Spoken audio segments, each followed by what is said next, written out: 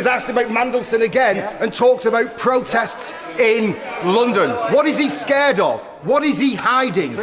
Something unusual just happened inside the UK Parliament, and people are starting to notice a pattern. During Prime Minister's questions, what should have been a straightforward exchange quickly turned into a heated confrontation, as MP Andrew Snowden accuses Keir Starmer of repeatedly dodging direct questions. Not once, not twice, but multiple times. Instead of addressing the issue surrounding Peter Mandelson, Starmer appears to shift focus, bringing up completely different topics from international conflict to political attacks. That's when the tone changes. Snowden goes further questioning not just the answers, but what might be deliberately avoided, and raising serious concerns involving Jeffrey Epstein and decisions made at the highest level of government. So why won't he give a straight answer? And more importantly, what happens when those questions don't go away? Watch closely, because this exchange escalates, and the key moment most people miss comes right at the end.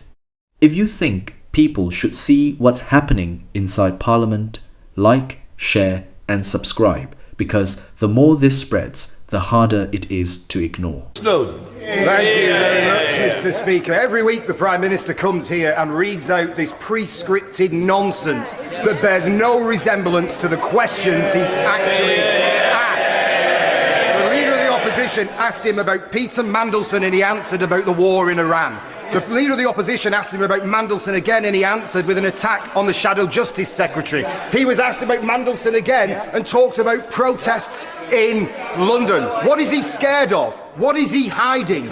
For a man who has spent years presenting himself as a forensic investigator, he has certainly had a blind spot to the details for this convicted paedophile with a friend in high Labour places.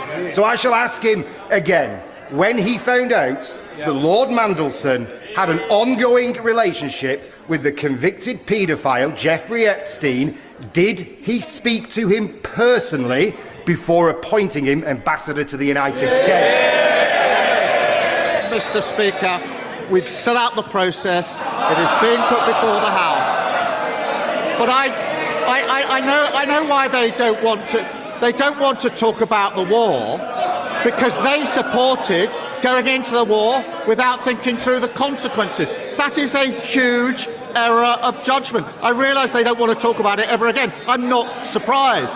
Nor do they want to talk about the Shadow Justice Secretary saying that Muslims are not welcome to prayer in Trafalgar Square. She should remove him from their front bench, or I suspect he'll be up there next on that trail.